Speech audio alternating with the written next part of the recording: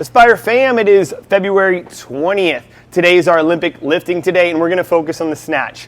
If you guys do one thing today, I want you to know one thing, and that is where to put your hands, on the barbell. Remember, we have that kind of grip and those little rings on the barbell. That's called your knurling. When you grab for a clean and or a snatch and a deadlift, you guys should know where to put your hands on the bar. And if you don't, use today to answer that question for you. Personally, I know exactly where I snatch, where I clean, where I deadlift, where I overhead squat. They're all actually slight different variations of each other, but via those little rings, the knurling on the barbell, I know exactly where I want to put my hands. So try to learn that today. And if you don't know that, ask your coach to help out, and I at least want you to just memorize that. That way, when you go to grab that barbell for a snatch, you always know where your hand should go, and it shouldn't be a guessing game for you.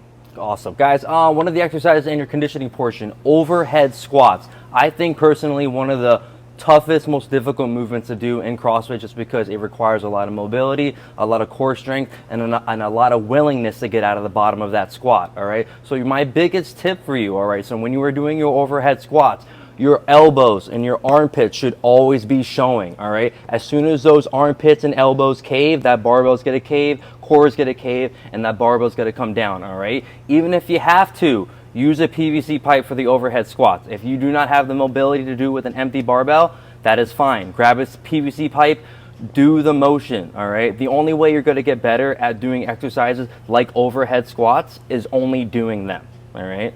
That's my tip for y'all. And the overhead squat, remember, is not just a lift to get you better at snatches. It's the ultimate range of motion expression of your shoulders, hips, knees, ankles. It's just a great mobility movement. So if you can't do it properly with weight or even with the PVC pipe, and you say, it's overhead squats, I don't really care, you should care, because all it is expressing full range of motion of our body.